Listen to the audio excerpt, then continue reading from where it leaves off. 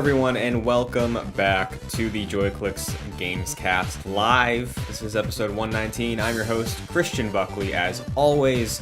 Joining me on this fine Wednesday afternoon, morning, where he is, and where some of you may be, Kevin Diaz, the Cozy Conductor. How are you doing? Greetings. How are you? When is the daylight savings time? Soon. Where we all get screwed up. Soon. It's coming up, huh? It's coming up very soon. Yeah. So does that mean I lose an hour? Spring ahead, fall back. Is the saying. So if right now it's noon for you, it is 2 p.m. here. 2 for you, so it's only 2 hours apart. Wait, I thought it was noon for you right now. No, it's 11 for me. So that's 3 hours. I'm in 3, so it's going to 2 hours. Yes. So does that mean... But West Coast is going to stay 3 hours. It's just Arizona. Because Arizona doesn't change anything. The West Coast changes with me. Yeah. Y'all shift together, so I'm trying to think. So I think that means that I start at noon. Yes. Oh, cool. So I gain an hour. Okay, that's honestly pretty nice. Okay. You gain an hour. I think I lose an hour of sleep is how it works. The night it changes over or something. Because, like, instead of... I think we have, like, no 2 a.m. It's, like, 1 a.m. to 3 a.m. on the clock, I think. Damn, that's lit. Yeah. I mean, that's not really. In this, well, for you it is, yeah. The concept of it, yeah. But y'all need to get on Arizona time. You know? I just not do it. That's fine. You know? Well, if it's ever on the ballot for Massachusetts, I will vote for it. Which, speaking of, voter registration is ending soon, so check where you are. Make sure. Vote from home, you can do it. Vote by mail, you can do it. Make sure you're good. Got my letter this morning.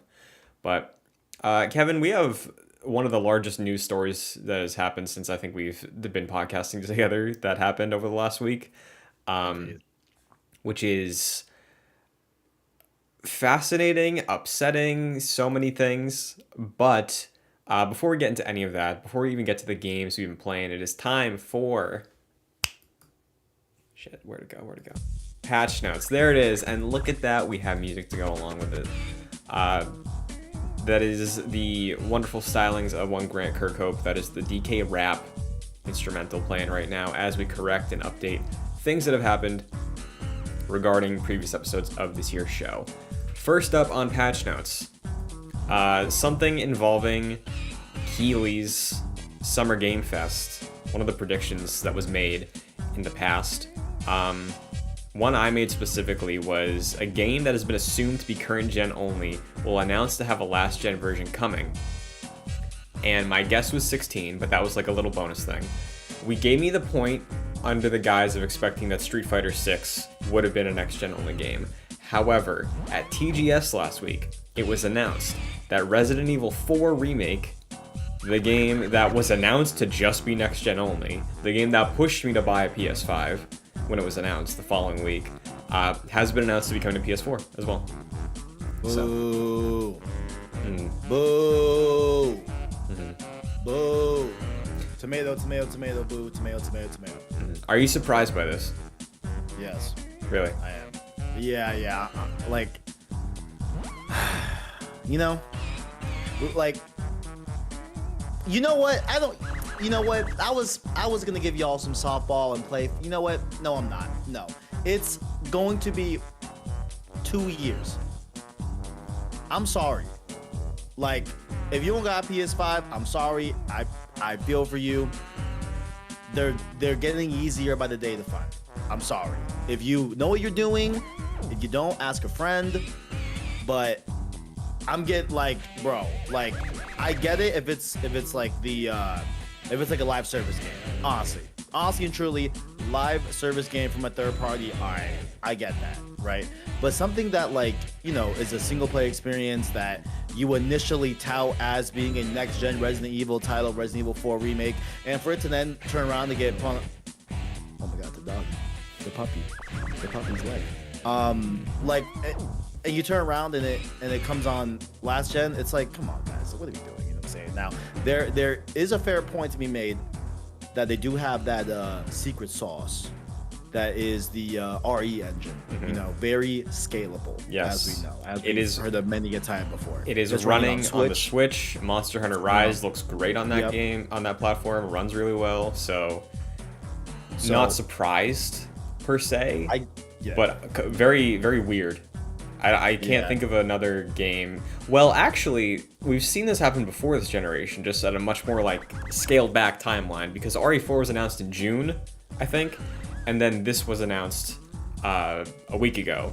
So that's roughly 3 months of a gap between next gen only. Actually, no, it's also coming to PS4. We did see that with Miles Morales and everything else, but that was within like hours. So Horizon as well. Sure, yeah. Horizon was a while. Yeah, that was almost a year. No, Horizon was a long time before they announced the PS4 version. Yeah, it was next to a year. It was like essentially around a year. Yeah. And that's more frustrating for different reasons, but like just the sheer nature of like, you know, there's just no way that I don't know. It is what it is, man. You already know the details. I'm just like I just really just want to see us go into the current gen. Yeah, it's not next gen anymore. It's not next gen anymore. It's out. You know, I think been out for almost 2 years. Another thing to consider also is that RE4 Remake is a remake of a GameCube game, and a lot of the like design, judging off of the previous remakes they've done, is gonna be mostly authentic to the original releases. So like it's not like it's gonna be like there's no more long corridors or anything like that. It's like that is part of the identity of that game. So with this specific thing, understandable, but for sure it's strange that we're coming up on 2 years and that is you know, something that just gets dropped like that. Yeah. But speaking of single player games, Amy Hennig's game confirmed to be single player only from an interview with Ryan McCaffrey at IGN. Straight up asked, multiplayer, co-op? No. Okay. So. Okay, cool. Okay, I know that was a big question we had last week, so cool to get that ironed out. Yes. Brief little things. Dragon Ball Z Kakarot, which is a favorite of mine from 2020, is getting a free update on PS5 and the Xbox Series consoles. Huge overhaul to lighting, textures, stuff like that. So, love to see that. Worth playing if you're a fan of Dragon Ball, or if you want to experience Dragon Ball. Very good way to see it. Other updates, Deathloop, now available on Xbox via Game Pass and the store. Similarly, another game getting another platform release, Uncharted Legacy of Thieves Collection, is coming up. That is October now. Been dated. That's coming up. And speaking of October, at TGS, Naoki Yoshida, the game director of both Final Fantasy XIV and Final Fantasy XVI, had some words to say about a trailer. Quote, "I haven't gotten a chance to talk to the marketing or public relations team at all, so I'm not sure how much I'm allowed to say, but I think we'll probably be able to release the next trailer next month or so." So, new trailer for FF16 on track for October. It was not at TGS officially. There was some cool artwork. There was like a pamphlet you could get, but that is the patch notes for the week. Now, is that a canary in the coal mine? Do we have to extend the PlayStation Showcase watch to October? Essentially, we have to, because September 21st, it's not happening in September. Honestly, I'm just over it. Whatever. Like I'm just gonna patiently wait for it. I don't, it is what it is, bro. Is there a chance that it shows at a state of play focused on VR? Jesus fucking Christ. Because we got a VR launch coming up, and this is sort of related to patch notes, but a public apology. They announced it, Kevin, you were correct, and you proved many people wrong. PlayStation VR 2 will not be backwards compatible. I bring this up as a possibility because Final Fantasy 15, if you recall, had a huge push for PSVR when it was shown off at one of the E3s. It was like, I don't think this was what they released, but they were like, oh, like Prompto has a VR thing where you can play 15 in like Prompto mode and you can just shoot things with his gun, because it's like that's an easier way to do VR, is just aiming and shooting. And I don't think that's what they released. That's what they announced VR as. Like, it was a fun trailer. Prompto turned around and he was like wearing a headset. I think they eventually ended up releasing like a fishing VR game for 15, but Square has done VR before, so maybe some synergy similar to how we saw that RE4 VR announcement. We get a state of play, we get a 16 trailer. They're like also coming to PSVR is play as E free to mode or something. I don't know. Right. Right. Okay. Yeah, sure. I mean, I'm not gonna be pleased until I see a showcase. That's just me. Hmm. But now, now that while you were talking, Christian, I had a Raven Simone, that's so Raven type of vision. Hmm. I'd like to predict here, because I'm already 1 for 1. Look at me. Out here getting the PSVR 2 stuff right, which, come on, guys. Come on. It's Sony. Come on, guys. Y'all really thought you were gonna be able to just download PSVR Well, games and play them? to be Are y'all fair, crazy? to Come be on, fair, man. Are because y'all crazy? I had doubts going Oh into man. the Come on, PS5 man.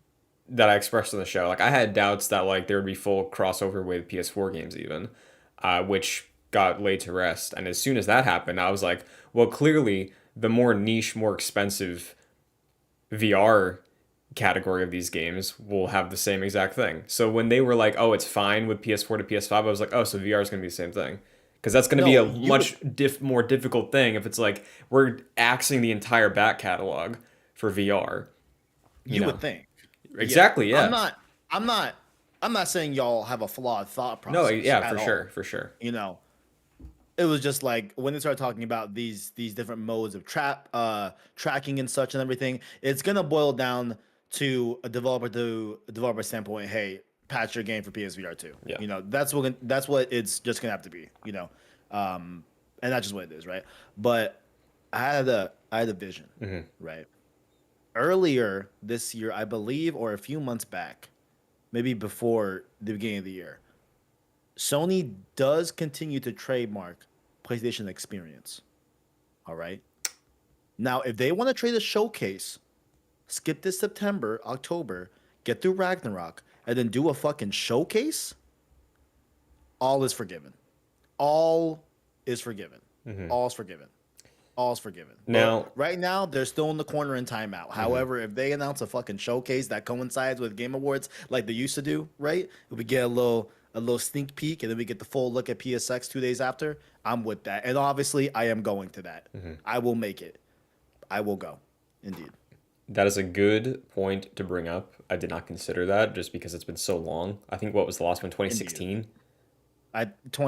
Probably 2017, yeah, probably 2016, 2017, something like that. The Like last one I remember end of was end of PS4. Yeah. when it was the last thing I remember was the show that Naughty Dog bookended because they opened with Lost Legacy and they closed with Part 2 being announced. And I think that was 2016 because Lost Legacy was the following August. Yeah. So, Yeah. yeah, we'll see. That would be very cool. I'd be very excited if they brought back PSX. But, Yeah. Yeah. Kevin, we've been playing some games. Oh, and yes, we are meeting. We're gonna buy a hotel room. Go ahead. Sorry. We have been playing some games. Two on the docket. Both of these are new. Um, why don't we have you go first? Let's hear what your experience has been with the Call of Duty Modern Warfare 2, not to be confused with Call of Duty Modern Warfare 2 2022 It's two with the numerals beta. now. Yes. They're doing the numerals. Which, hey, I will say the Mod for 2 new logo, slick as fuck. I fucking love the logo. Very nice. Just the Modern Warfare and then the green in the middle. Very very nice looking logo. But very quickly, I am a now bit retired COD fanboy. Still pop in the series here and there. Still buy it every year. Um, some would say, and probably if I look at it realistically, for no reason, but I just like to keep up with COD, right? That's just I just still have a bit of love for that series, right? Even though now it goes into where I don't really speak to COD that well from a Warzone perspective. Not a huge BR player myself, really. So that's been the focus lately, and that's never been really my niche. And I've always been into the more traditional CP6 COD standpoint, right? So we get to Modern for 2, right? I talked a lot on this show about how they they would be wise to just copy as much from the original Modern Warfare 2 as possible. I know it's not going to be a remake. I know it's not a remaster. I know it's a sequel of Modern Warfare 2019. Totally get that. And I also expected, which came to pass, that this would definitely feel and look a lot like Modern Warfare 2019 as well. And this one definitely does from a visual perspective, right? But a lot of people are having the usual complaints about, a fast time to kill, you're being melted, stuff like that, whatever. But honestly, like I'm not experiencing that really. Like I'm not sure where people are getting that. I think that this is a very fair time to kill, and I feel like it does feel a little bit more like an older IW game, right? Maybe like circa like Montfort 3, right? Where like they really started to get a little bit on the higher time to kill when we go from Ghost and beyond. From that standpoint, from Ghost, Advanced Warfare, like definitely no, uh, Infinite Warfare, where those are definitely high time to kill. Maw for 2019 as well. This seems very fair to me personally. So I am liking the core gameplay of it. Right, once again, I feel like I always enjoy it in the beta, and then the full game comes out, and I just don't like it. It just maybe that's a player base learning these, you know, uh, uh, learning the most ways to cheese in a given match, right? That may be the case, but I definitely don't like the perk system. Not sure if you've heard about it. What they did was you have four perks to pick from, right? But they're segmented into two you get off of the start of the game that you always have, right? Then you get your third perk a little bit later into the game, and you get a fourth perk even later on into the game.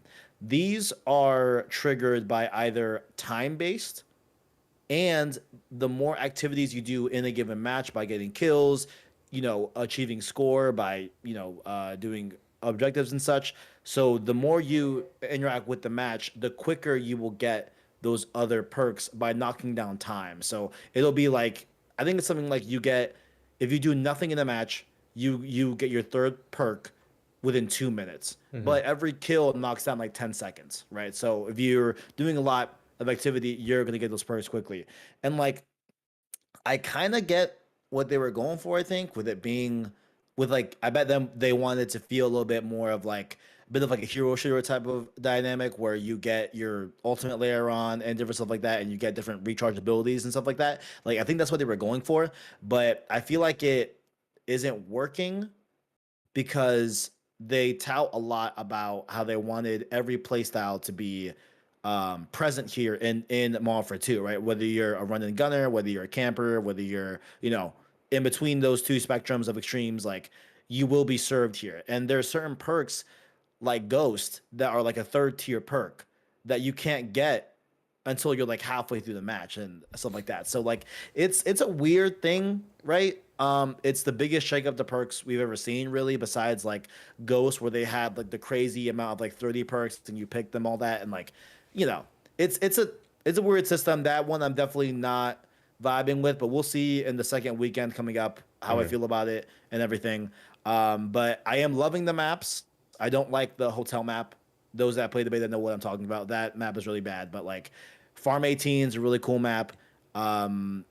Weapons overall seem pretty cool and everything. So yeah, I mean, like it is definitely the sequel to Maw for 2019. If you didn't like that, you probably won't like this. I will say you should probably go check it out in the open beta. It's happening, I think, later. I know it's this weekend, but it's like I think only Sunday and Monday or something like that. I definitely recommend checking it out and see it for yourself. But yeah, I mean, overall, like I'm not like a complete like I don't like this COD. You know, I am enjoying it. I am seeing where they've improved on it. There's a lot more color on these maps, thank God, because Infinity Ward just loves to do just brown, gray, and grunge. So happy that there's some color in a very Treyarch fashion and everything. So pretty good, pretty good. But I definitely want more game time in next weekend. So. And that's unfortunately all I've had to play because this fucking God of War Sword Trail has a lot more. I've had to do many crash courses of Norse mythology, bro. You read that book yet? What book? Neil Gaiman's Norse mythology. Should I do it? You absolutely should, yeah. Okay. I just did a lot of crash courses, a lot of reading from scholars, if you will. You know what I'm saying? And yeah, taking a lot of time. But yeah. Gaiman, very good writer. He's written a lot of comics. He wrote Sandman and his Norse mythology book, I believe, Corey mentioned in his interview tour. I think he brought it up on the Easy Allies interview he did around like the 2018 release. And I read most of it around then. I see. So it's worth reading. It's very, very interesting and probably going to give a lot of insight to things that could come to pass. But Yeah. good to hear. I'm sure you will be picking up MW2 in November. Is it Yep. November or October this No, I year? think it's October. I Okay. think it's late October. Yeah. Did they I'm just excited shift to play October a that. couple years ago? Did they just start doing October? They go back and forth. Like Okay, they go back and forth for sure. But like it's definitely like last week in October, first week in November type vibe. gotcha. I have played a game over the last few days that I've beaten in full. It is a game that peppered many, many, many, many press conferences over the last 2 years. It is called Metal Hellsinger. Do you recall this game, Kevin? I do. I have seen coverage on this game. I have. So, for those that don't know, Metal Hellsinger is essentially a Doom clone mixed with a rhythm game where you have a bunch of different weapons on screen. Your reticle has sort of like a BPM thing going for whatever music track exists per level. I think it is maybe between 6 to 8 levels of this game. Each one ranged from, I want to say maybe like 25 minutes on the early ones, and like later levels took me probably like an hour to get through. Um, I don't have much experience with the Doom clone genre, um, but I was curious with this one just because the idea is interesting to me, despite it really being like overexposed over the last couple of years. Um, and honestly, I really enjoyed it. It's pretty brief to get through. I think it took me about 5 hours total to complete a run of. It was not a purely successful run. I had to repeat the last level, I think, 3 times just because it gets very difficult where you're able to be more effective if you are shooting to the rhythm of whatever song it is, and the song changes per stage, so you have to very quickly adapt to what the song is at the beginning of a stage, and you have to take into account how long your weapon takes to fire, to reload. So like I was rocking for the majority of the game the shotgun and then dual pistols, and for very quick tempo songs like pistols were the go-to because they were very quick. It's like each had 6 shots, so I had 12 before I had to do a reload. The shotgun is really good to use because it's powerful. There's some very strong enemies in this game where shotgun pump, use the next beat to dodge, initiate a reload, dodge again, smash X on the next beat to shorten the reload. So it seems like the developers heard a lot of the conversation of things that you have said and other people have echoed about the recent Doom games being like a rhythm, sort of like you really get into it, and we're like, hey, let's just literally do that. And I think it's a unique enough concept with a cool enough story that absolutely is teasing a follow up, whether it's a DLC or a sequel. But yeah, I really enjoyed it. I'm not a huge real fan of metal at all, but the way they integrate the music into the levels is great. The better you're doing, you'll like raise your combo on a multiplier that caps out at 16. So if you keep consecutive hits with the beats of the song and you're hitting things, so it's not just like you're shooting in general, it'll continue to up the multiplier and maintain it. So you only get vocals when you're at the cap, which is times 16. So it doesn't, like, none of the music gets old either because it builds the better you're doing. So it's not like I'm hearing the same metal vocals time and time and time again if I have to restart. So yeah, I thought it was really fun. It was a good time. Really tough challenge. Played it on normal. and also Troy Baker's in it. He is the VO for the there's a skull. There's a like a Mimir style decapitated skull that is your voice essentially, because you, the player, the Hellsinger, she lost her voice. It was stolen from her, and you're trying to get it back throughout the game. So it's pretty cool. I Nice. liked it. Nice. Nice. Yeah, it definitely been on my radar. Mm-hmm. I'll check it out at some point for sure. But it looks cool. It looks cool. Yeah. It's I could maybe see it hanging around the lower end of my top 10 for the year, just because I do think the concept like really really works, and the final boss is tough. I feel like you would really like the final boss. Like for some of the attacks it was doing, I was like, I feel like I'm playing things that I've seen you do in Returnal at the end of that game. Hell So yeah. like, having to be conscious of that and like projectiles, and also making sure like I can really only shoot when the song lets me, if I want to be successful at this and be optimal, is a really fun challenge to sort through. So I liked it. Recommended.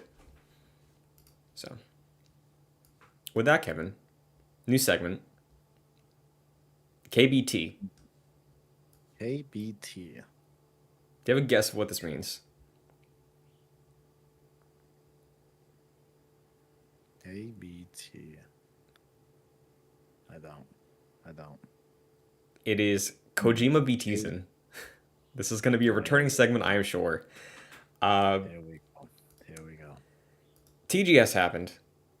When it kicked off, Kojima Productions sent out a tweet. We have no titles to reveal at TGS this year. However, on their website, on their social medias, Jeff Keighley, everybody involved with Kojima, tweeted out this image and link to Kojima Productions website with a teaser image. It is a 9:16 vertical silhouetted backlit photo of someone with the text "Who am I?" question mark, and at the very bottom, a logo, and then beneath that, Kojima Productions. Now, some people are saying this is Death Stranding stuff. There's the rumored Overdose horror game starring Margaret Qualley that people have, used Photoshop to be like, so this looks like her facial shape.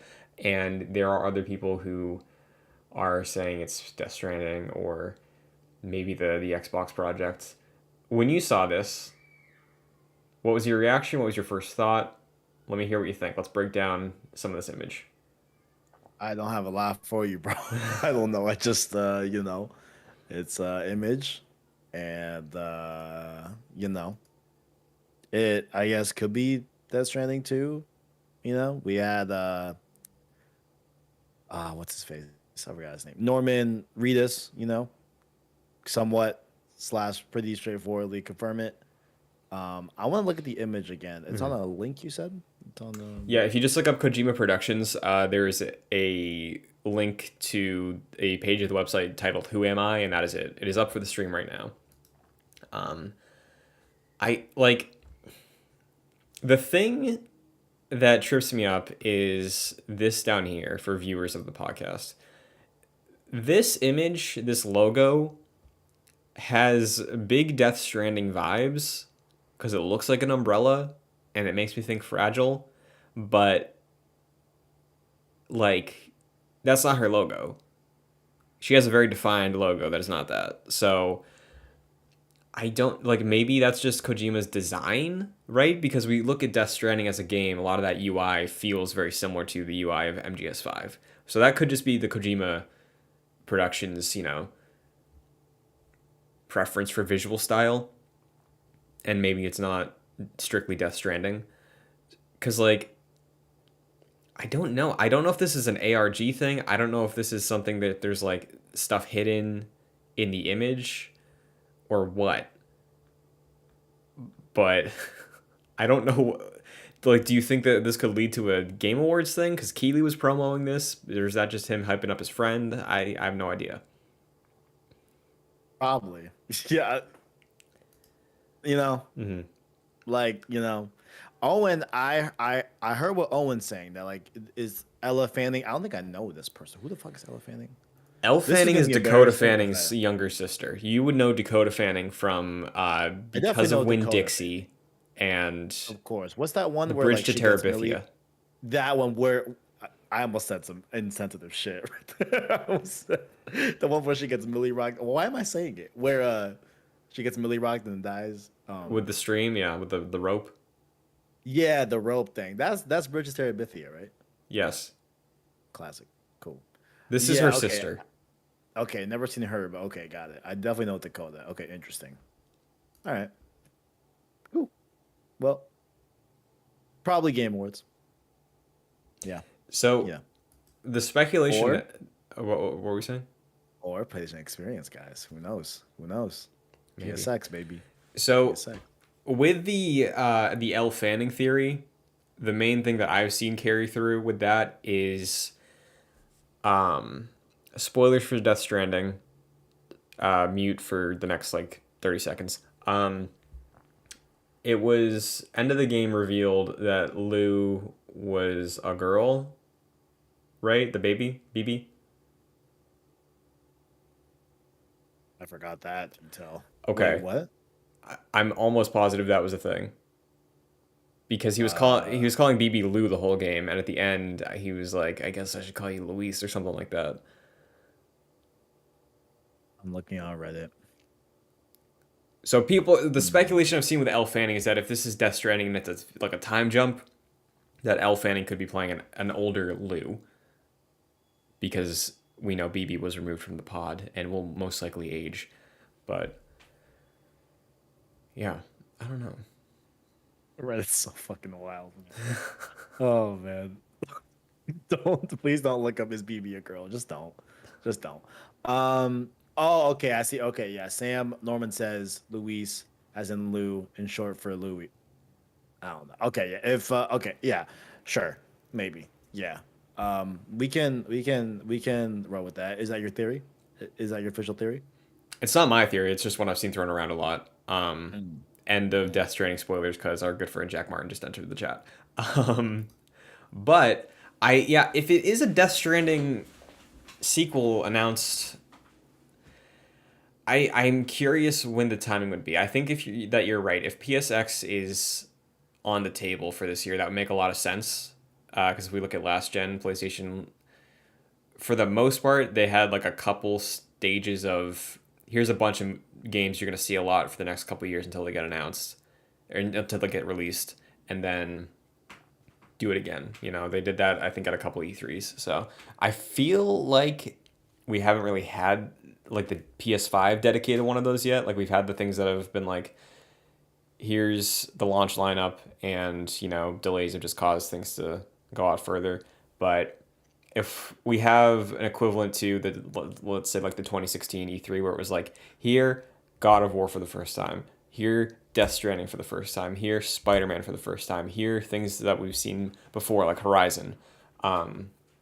If we get something framed like that with like here's Spider-Man 2 seeing it again, and here also brand new game in the Death Stranding series and whatever multiplayer thing they got cooking up at Insomniac or Gorilla, like if that's what the PSX turns out to be, hypothetically, if one happens, that would be cool. And I could see a Kojima announcement fill that slot. If not that, though, then Game Awards probably likely if he's teasing in September. So, any final thoughts on Interesting. KBT? Nah, I'm just yeah. Do you hope it's a We'll Death see. Stranding sequel, or do you want it to be something new?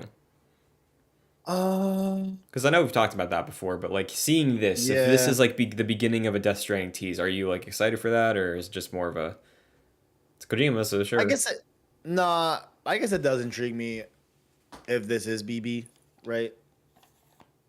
Light spoilers slash probably heavy spoilers right there, but you know what I'm saying. If it is connected to Death Stranding, sure that does entice me, but I'm just down for low key whatever with Kojima. You know what I'm saying? So it is what it is. You know. Have you We'll see. listened to his We'll see. podcast yet? I have not. I have not. It's just on Spotify, right? I think so, yeah. Yeah, I don't have Spotify.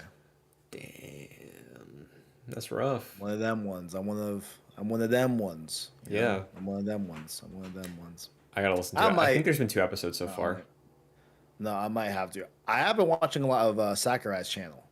Some good stuff right there. Some good content right there. Yes, sir. Yes, For sir. sure. Well, before we get into bots, just updating things in the chat. Um, to reference something Owen said, I have not watched Cyberpunk Edge Runners yet. I'm hoping to soon, and I hope that it doesn't make me want to try the game. I I don't know if that's what I wanted to ask Owen. Like, it looks dope, but should I play the game first? Will I get more out of the show if I play the game first? I feel like that might be the correct answer, right? Or So, from my understanding from the presentation, it's like same city, completely different cast.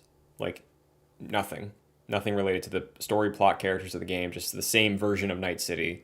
And then I think it takes place before the game, and then in the game currently, if you want, you can get like weapons and clothing from the anime. I think they threw that in there. So, also Jack said, "I know I can't judge, but Death Stranding as a series makes me bummed." We gotta fix that. We gotta fix that take. I feel you. Actually, no, I don't. I mean, I'm low key with Jack, and like, I'm down for something brand new. I am. Well, it's coming. Like we got other projects coming from. We got the Xbox thing, whatever Overdose is, if it's one and the same. But yeah, I feel. Anyway, it's time for pots. I have a question that we can either start here, talk about the news story, and then circle back to, or save the question for the end. But I think having this as a frame of reference for discussing the news might help close out the show this week. Do video game leaks impact you, Kevin Diaz, your enjoyment of games, and how? That is the question. We'll both supply an answer through this discussion. But just keep that in mind as we get into what's gone on over the last 7 days. So, Grand Theft Auto 6, the game that was written about by Jason Schreier just a few weeks ago. We did an episode on it, talking about the rumored details, Bonnie and Clyde in Vice City, really great work environment, especially compared to what it was like around Red Dead time and, just the history of Rockstar. All sounded very good news for the people at Rockstar and the direction of GTA 6. But, was it Sunday morning this happened? Or like Saturday night? Yeah, because I woke up to this. Yeah, it was mad late Saturday night. Me and the homies were like in the Discord, and like it started breaking, and we're like, damn. And they like, cause I was scripting and actually researching for the God War breakdown, and I was just working, and like my homies were like, "Yo, Kev, like, is this real?" And I'm like, at first I didn't look at what they were talking about. I was like, if it's GTA 6, like it's probably a mod or something. No, like it's probably not, whatever. No, it's probably not real. And then the homies were like, "No, Kev, like, I think you gotta look at this, bro." And I looked, I'm like, "Oh, baby, oh shit, we got us a little leaky leak." And by a little, I mean a lot. Yeah. Got a lot. So, as of the Wild West part of this story, like when everything was on the table, when there was no DMCA takedowns yet, I believe there were 90 clips of varying length of Grand Theft Auto 6 from allegedly a 2-year-old build. I saw people say this was 2019. I saw people say this is 2021. I think 2019, I think, is the earliest one that I saw claimed for some of the footage. But the Grand Theft Auto 6 build was shown off in a very large amount of footage. It was unclear whether or not the source code for GTA 6 and GTA 5 got onto the internet. There were a lot of false claims. Go ahead. The leaker was talking about how they knew GTA 5 source code was obtained and GTA 6. We'll stop there because there's more, but I'm sure you'll get to it. But yeah. Yeah, and then there was this whole thing where people were claiming to be the leaker and selling the source code, and people were getting scammed. I saw somebody spent $100,000 on something because they shared a similar, like the same IP address, or like they faked it as the leaker who was posting on Reddit, and then the leaker disappeared, and then people were still selling the stuff. So yeah, there was a lot of.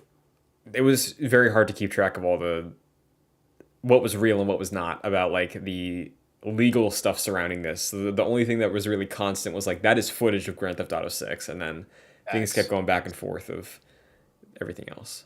Like as I was going down, like what like really like took me back. I mean, not took me back like I remember, but like took me aback, right? Was that it had been like 3-4 hours since the initial leak, and I was still seeing brand new things I had not seen before 3-4 hours ago. So like that just shows you like, you know, and we have a very gaming centric Twitter timeline. Like we're gonna see the entirety of a leak if it's out there relatively quickly. But like there was so much there, bro. So much there, bro. So much. It was wild. It was crazy. Yeah. So it turns out I didn't watch that much. I watched like a clip of some dialogue with someone who was very clearly from Florida, and I watched a like a diner robbery sequence that was probably a few minutes long. But through the footage, it was confirmed basically all those reports that it does take place in Vice City. It is two lead protagonists. The main protagonist being a Latina woman. I forget her name. That's been popping up. Like, do you remember what her name was? Oh, Lucia, Okay. I think. I think it was, if it was Lucia, it was that, and it was like Joshua or James. It was some white guy was the other lead. That's been confirmed. The Bonnie and Clyde romantic couple crime story thing, that's all true. A couple hours after that, because similar to Owen in the chat, I woke up with a text from Jack in our group chat that was like a Schreier tweet being like, "Hey, the GTA 6 stuff is real. I've confirmed it." And I was like, "The fucking what? The what now?" And then I logged onto Twitter, and I ended up seeing so many things. But it's nuts that this happened. This is, I think, inarguably, before this and even after it, this is going to be like probably the largest video game launch in history is going to be GTA 6. And the fact that this happened for this company with this game to this extent, I think is just the wildest thing about it, right? Like what you're saying, like being taken aback by just the quantity of it. But I think also just looking to the history of Rockstar, like this, I don't think this happened for Red Dead 2 to this extent at all. There were some leaks. It was never. I don't think any game has ever leaked this hard. No. Ever. Period. Ever.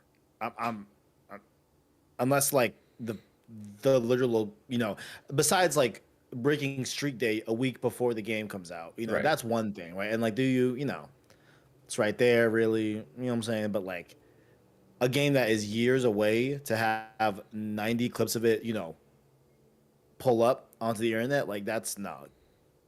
Yeah, and like I think there were minor leaks of Red Dead 2, I think, but like what you're saying is true, is that like there are a few companies in gaming that you do not fuck with. Okay. First and foremost, Nintendo. They will throw your ass in jail. We have plenty of news articles about that. They have given people decades in jail for, messing with them, right? I think number 2 is Rockstar. Honestly. Like you like rarely see like Rockstar games like ever leak or, they're just very, very tight-lipped about what they're working on, and that's just their style, So Yeah. So I think I did like some very brief looking, because I don't remember, because like obviously from like the second they turned their logo red back in like 2016, I was like, oh, it's Red Dead time. So I was like following everything. I don't remember like a lot of visuals leaking. I remember information about Red Dead Online leaking, and maybe like a trailer of Red Dead Online went out like leaked a couple days before presentation. But yeah, nothing ever to this extent. And like even things like Assassin's Creed that have had big leaks, or I mean, that shit leaks every year, so yeah, nothing to this extent, I don't think. Like, I don't think there's ever been. I can think maybe there was like one time somewhere recently that there was like, hey, here's a 30-minute demo of this game that just got uploaded. It was Skull and Bones earlier this year, I think. There was like that really deep dive presentation that leaked. around May. That was like 25, 30 minutes, I think, of footage. But Yeah, and the chat's right. I would say that the last one of this of the not scale, but of prominence would be The Last of Us Part Two for sure. sure. Like that would be that was the number one last week until this weekend. Yeah, and this, in my opinion at least, I think this nerfs that because just of like all the security problems out of this too. Like there's been stuff about like, hey, do not log into your social account, don't play GTA, don't play Red Dead, like change your passwords. Like there's been some serious problems because the GTA 5 source code eventually did get confirmed of like, hey, somebody has this. So until we can figure out if there's actually like a breach or anything, safer to just not log in.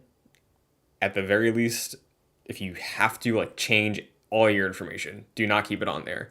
So yeah, it's ridiculous. Rockstar put out a response that I'll read. I believe this was Monday morning. They posted on their socials a message from Rockstar Games. We recently suffered a network intrusion in which an unauthorized third party illegally accessed and downloaded confidential information from our systems, including early development footage for the next Grand Theft Auto. At this time, we do not anticipate any disruption to our live game services, nor any long-term effect on the development of our ongoing projects. We are extremely disappointed to have any details of our next game shared with you all in this way. Our work on the next Grand Theft Auto game will continue as planned, and we remain as committed as ever to delivering an experience to you, our players, that truly exceeds your expectations. We will update everyone again soon, and of course, we'll properly introduce you to this game when it's ready. We want to thank everyone for their ongoing support through this situation, the Rockstar Games team. Talking about the pipeline, I guess, because in the Schreier report from earlier this summer, I believe he said the earliest the game could be seen released would be sometime in 2024. And off the rip, a lot of, I guess, fans, analysts, armchair analysts were like, this is no way this doesn't, like, this is pushing it back at least a year, maybe two. To hear them commit to that, at least at this point in time, eyebrows raised. Like Red Dead got delayed like 4 times, like with different dates, like that game got delayed a lot. So I guess for your expectation of GTA 6, when we talked last time, I believe you and I were both like, if they really are scaling back map size, if it's going to be just a standard open world but like a lot of intricate detail, maybe 2024 makes sense. Do you still think that this game could release in 2024 after this weekend, from what you've seen and read? I mean, based on what we've seen, I mean, I'm sure we'll get to it, but in my opinion, Yeah, go talk about it here. Yeah, I think that build is looking great. yeah, That build is looking real nice. Like that thing looking pretty good. You know what I'm saying? Obviously, it's clearly not finished. It's clearly not done, but it's a lot further along than I ever thought it was. If I'm being real, yeah. obviously we know it's been worked on, but like I think it looks like in a really good state so far in development and just a lot further than I thought it was ever looking at this point. I still don't believe 2024. I still don't buy it. I think I said last time we talked I think I was saying 2025 or like 2026 maybe. I think I'm more comfortable saying 2025 for me. You know what I'm saying? But hey, if maybe, who knows? Maybe it does drop 2024. I don't know, but like it is a little bit more of a possibility. I see it dropping in 2024 after seeing these leaks. And yes, this is what I was Owen just saying Take-Two sued a reviewer for 1.3 million for publishing a RDR2 leak. Was that the details that Christian was talking about, or was it like visual stuff? I think from what I remember, it was details. Take-Two's gonna throw this man out of the jail. Yeah, like it's a whole rap for him. Yeah, it's a whole entire rap. So apparently, this group, because it was a hacker, it was a hack under the banner of an organization. Apparently, this leaked through a Slack hack, which went down because of like a phishing scheme. And I think this also hit Uber, the same group. So I saw like Take-Two, Rockstar, and Uber are all like conversing with the FBI right now. Like, this is gonna be a huge case for a while. Uh, I'm not even sure if this was real anymore, but like allegedly the person who did the hack was asking for a ransom at some point.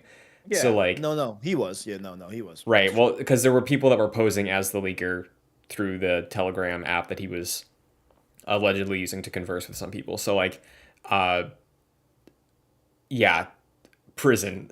Like this is going to be made into a Netflix true crime series in a few years, I'm sure. Like this is one of the largest entertainment story like leaks that has happened forever, and I do think because taking into account everything we talked about so far and the fact that it is Grand Theft Auto 6, right? Like the sequel to the best-selling game in human history.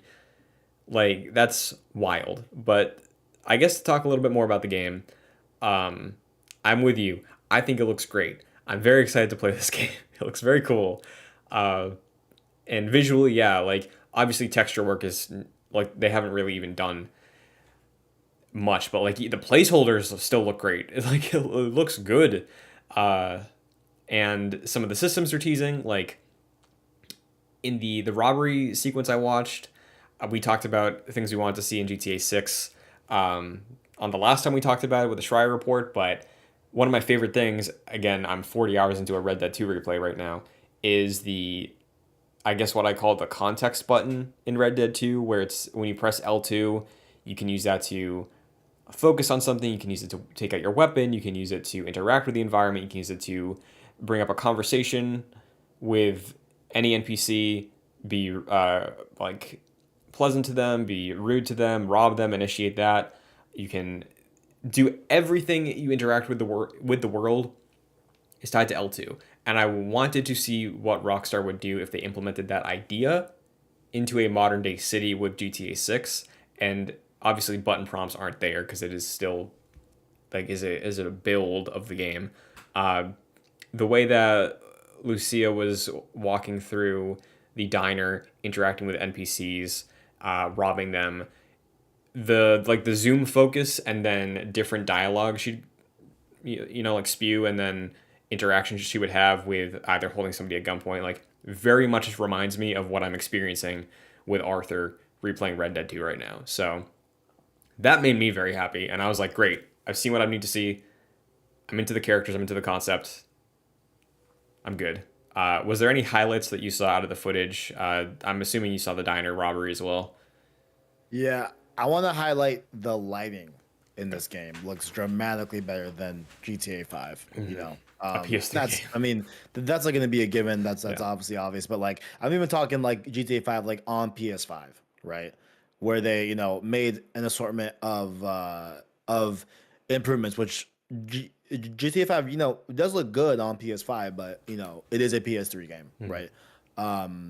And just seeing how far they are taking it here with GTA 6, like it's I think that really saw it to me. Um, I liked a lot of the voice acting that was in the leaks as well, like a lot of interesting verbiage being said and such. You know what I'm saying? Shout out to that. Yeah, no, I mean, hey, it's looking really good so far. But like definitely the like visual. Oh, and the way the clothing looks, right? The way that bounces off light, and the way how the clothing is seemingly moving as well. With the character in a more realistic fashion, as opposed to just being like clayed onto the model. It, it looks dope. It looks Yeah. dope. And I'm excited to see what it looks like when it's actually like ready as well. Because like what you're saying, like it looks really good now, but like if it's come 2024, if that's when like they at least initiate showing the game, even if it doesn't come out at that time, you would assume, going back to the other conversation we were having, we should at least be a year into most games only being current gen, ideally. But yeah, I think again playing Red Dead 2 right now, like game still looks great, even though it's like I'm playing the PS4 version of that game. So whatever they have in store for uh, launch for GTA 6, I'm sure is going to look ridiculous. Um, but yeah, and I'll mention as well because I'm not a fan at all of the writing and story of GTA 5. As a game, it's a very fun game. I have a lot of time in online. Uh, but the story and writing, not for me. The idea, ever since we got the Schreier report of what the setting was and what the direction was and what the writing team looks like, calmed me down a little bit. But specifically when I got to watch that clip of, what did I want to say his name was? Jason, the male protagonist, talking to a Florida man, uh, they could have gone so far off the rails with the writing for this setting. And granted, this is just one NPC encounter, but it felt like funny in like a not over the top, banging you over the head sort of way that I think I felt five had a lot of. But that made me feel better as well. So between those two clips, I was very happy with what I saw. So Indeed. Indeed. the internet has been quite a place since this came out.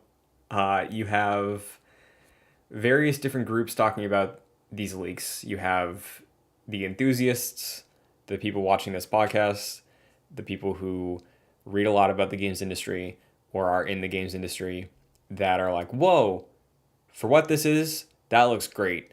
I am even more excited because now the game, like, I can see that it exists. That's great. You have, I would imagine, the larger percentage of the people who bought Grand Theft Auto 5 seeing this and thinking it looks terrible and are getting very angry at Rockstar. And then you have people who are actually developers who, I'm sure you've noticed this over the last few days, have been posting footage of early builds of some of the like greatest games of the last few years. Like I saw this morning, there was a Naughty Dog dev that put out footage of the original Last of Us in like an old build. And there's been plenty of other games that have released. I think like Portal might have done something, or just like a long list of really highly acclaimed games. I think Red Dead might have been one as well. But what's been your impression to the Fallout? Because you've seen it all. You've seen all the things we talked about so far. You've even commented, I know, on Twitter about like some of the reactions. But seeing the fallout of the leak, what's your read on the situation? Yeah, no, I'm just not that surprised because, like, we all, at least people like me and you, right? Mm-hmm. Like, we all come from a place of like having a passion about games, loving games, wanting to talk about games, and here we are podcasting about games, making a video about games, doing crazy fucking 20-minute breakdowns about games, game trailers, mind you. You know what I'm saying? Like, that's where we come from, right? But like, they're in a similar way. I imagine where like a movie enthusiast might not know how shots are developed, right? And how, shots are framed, right? And like the overall, skill set that requires, right? CG is We a good also, comparison. yeah, like we also have a bit of a blind spot to development itself, right? Like I've definitely learned a lot about development over the years from hearing different developers and watching GDC talks as well on my own and stuff like that for research for different videos and all that. And like, but you don't go from like you like typically don't go from loving games unless you really want to develop games, then that's a whole different track, right? But like typically if you're just wanting to commentate on games and make content about games, your first avenue might not be how is a game made. Yeah. Right? So I'm not really that surprised by these dumbasses that are riding off a game that is clearly in pre-alpha and clearly not done and clearly is years away. You know what I'm saying that the game looks bad. Like they're just, I don't even really want to like give that breath anymore. Like I just think it's just kind of just like ridiculous. You know what I'm saying? Like it's and there's so many analogies you can't even say, right? But like when you are making cake and you're looking at the batter, are you going to not eat the final product of the cake because you saw the fucking batter and you were like, ew, that looks gross? Mm-hmm. Yeah, How was exactly. that any different than looking at the early game and making a judgment call on the final build of that game right now when it's not done? Like it's just, it's just people just being stupid and like they just want, to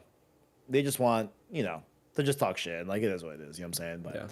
But those that are aware, those that, perhaps have all their synapses firing and such. You know what I'm saying? Perhaps we got tighter screws in our brains. You know, we definitely can comprehend that. Yo, this is looking great for the year 2022. And hey, if this was 2019, that's even more impressive. You know, because Because what does it look like now? You know. hey, because this game is looking better than some games that are done. Mm-hmm. You know what I'm saying? Yeah. Like, and that's just the facts. You know, it is what it is. So Yeah. yeah. Yeah, and then like shout out to all the devs, you know, putting out those pre-alpha stuff of their games. Like I always find that just like really cool and really fascinating, you know. I'm not claiming that like I've always gone back and watched GDC stuff, but like lately, really it was with Last of Us Part 1 and like coming and learning more about what the original Last of Us was intended to be from a development standpoint, right? And you know, I really like diving more into GDC talks now. A recent one that I don't think I've discussed a lot is I found this new series called Boundary Break on YouTube where they go out of bounds in games and you see how things get called out once they're out of the scene and stuff like that, and like really see how games function from like a development standpoint. So that's been like a really recent thing that I've recently been into. So it's cool to get this leak and like have a bit, not crazy amount of information about development. I'm not a developer, but like know at least a little bit more about what Sure. it means to make a game. And I think the perspective, right, is like what GTA 5 has sold 180 million copies or something like that. I think it's more, bro. But go ahead. I'll look. Like, just percentage wise, how many of those people are in a situation like we are, or people who are listening to the show that like do this Yeah. in their free time, that like research it and pursue learning more about this? Because we've been making videos about games for a long time, you know, like For me, it's almost a decade. yeah, same. It's roughly that. Fucking yeah.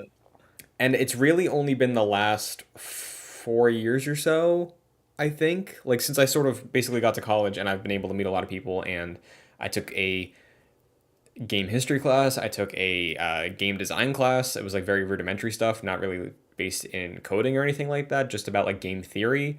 And then talking to some really great people that I've met through doing this and streaming, that I've been able to pick their brains about what their insights are into working on games like actively as a developer, that I've been able to really take more of an understanding of to how these things get made, right? But that is so much effort as somebody who's not doing that professionally to learn that and understand what we're looking at with these leaks, where again, if you take the 180 million people, how many people in that group would actually go through all that effort to understand the thing that they love so much, especially when one of the greatest appeals of Grand Theft Auto, the reason it's so successful is because when people buy a console, the majority of the people are like, I'm buying it for COD, my favorite sports game, and I'll pick up the Grand Theft Auto that's on it. So like, that's just like a release for them to hang out with their friends or play a game after work, right? That's like not something they're thinking about 24/7 the way that so many of us are. So again, I'm not surprised, but it's still shitty. And what's even worse are the people that do content that are like knowingly saying things like this because it just is like drawing the people that are like, oh, they're right, it does look bad, you know? So that's the downside. But to Rockstar specifically, I know nobody's probably hearing this, but like, keep it up. That looks great. Very happy about this. Very happy to play this game. Sorry it leaked. But to open it up to more leaks as a whole, because you mentioned and chat brought up this, we saw a very devastating leak with The Last of Us Part 2 last year. Very recently, there have been some God of War Ragnarok leaks. There was a Red Dead one a while ago that was online mostly. Assassin's Creed deals with this every single year. For you as somebody who is, again, 24/7 locked into games news and a games enthusiast, it's your favorite entertainment, it's your favorite hobby, how do you go about taking in leaks? Because I know it probably varies game to game, but because it does for me. But for you, when you see something like, let's start just since we're still talking GTA, with the GTA 6 leak, does this dampen your excitement at all? Does this like do anything for your expectations leading into the game, or what's been your reaction to this for seeing this and then thinking about when you sit down to play it in a couple of years? No, I'm much more enthused to play GTA 6 now. Are you Yeah, because it fucking kidding me? exists, Like, right? absolutely, yeah. Yeah. No, I mean not only is it, but like I even from the details that we got a few months ago with Schreier, right? Like for me, I think definitely obviously game to game, right? Typically, you're not going to hear me uh I avoided part two leaks like the plague. I'm avoiding Ragnarok leaks right now as we speak, right? I'm only engaging with official information that they put out Right. directly, right? That's my mode, right? And obviously that's a very specific reason. I cover PlayStation, so that definitely is something that like I try to house myself. That way I can have more of the just I I just want to be coming from a place of purity when I'm experiencing a PlayStation game, right? That's just me personally, right? And that's not necessarily across the board, right? Like, hey, we heard that the developers of fuck my life, that really bad card game is making Twisted Metal, or was, what I'm saying? Like, we know leaks, right? But like, I'm not gonna dive into them too deeply, right? And I think overall, like I personally don't really have a problem with leaks that are specifically verbiage only, right? If they are details about an upcoming game or a confirmation about a game, if a reporter reports on that, I really don't. I personally don't have a problem with that. You know what I'm saying? Because Hmm. like, I mean, you know, like that's just the and maybe this is me being closed minded. Maybe this is me being like a quote unquote like set in my ways type of mantra. But like like I get fun out of that. At least from an observer of the industry, I totally get from a developer standpoint how like that might suck, right? Hmm. And like it is what it is, right? And we definitely know that some companies, right, and some devs even intentionally sprinkle leaks out there to get a bit of a temperature check on how the public would like feel about certain things, right? Not saying that's every leak. That's not by all. That's nowhere near all the leaks, right? But like I know that's a mode of ways that they do that as well, and just like I personally don't mind leaks like that, but when it's a visual leak, when it's like straight up gameplay leaked, right? That is a little bit more of a Hmm. don't typically like that, right? Yeah. But if it's like a hey, this studio is going to be working on this game, right? You know, I personally find the interest and intrigue in that, because we know how long games take to develop, right? And we know that it's a bit of a long thing, and like that may come across as like me being as selfish as fuck and just like, oh, like you're okay with ruining the devs like the like devs way of wanting to roll out this information and stuff like that, right? Like I get that. I just kind of just don't. I don't know. Hmm. Maybe I'm a shit person. I don't know. Maybe I'm an asshole. I don't know. But like, hey, I just I'm cool with leaks that are strictly details, strictly just general head things about a game, and not spoiler things, not like actual gameplay. That's me. Yeah, I strictly in relation to the GTA 6 thing, I'm with you in the chat, it seems, where like I am more excited now. Like I was excited off the premise, big fan of Rockstar, love Red Dead. So like I was already intrigued because it's Grand Theft Auto, of course I am. But like seeing it and like seeing the promise of it, like realized I'm like, oh yeah, this is great. I wish it was out sooner. But I think on a more widespread thing, it's like there's leaks and then there's reports. I think is the way I look at it. Because like for some instances of like a leaker who is either like a content creator or somebody who's on a forum saying something, that's one thing because odds are it's probably not true or it is going to amount to something way down the line. And then you have like the hey, this game is going to get announced in a day. Here it is. Here's the title. Here's the information about it. It's coming. Get ready for it. Like that's the one that's always been like why to me. It's like I'm sure like it's well I know why. It's like it's getting ahead of the it's like owning the the traffic of the announcement is like getting it out. If you have the information, if you have reliable sources that are like, hey, yeah, let's roll on this, and then in 3 days when it gets announced, if you search that title, it's going to be, oh, you're the first article. So like I completely understand the hustle behind that, but I guess the necessity of that has always been like it's whatever to me. It's like, sure, I get like that's what you're doing for your stuff, go for it.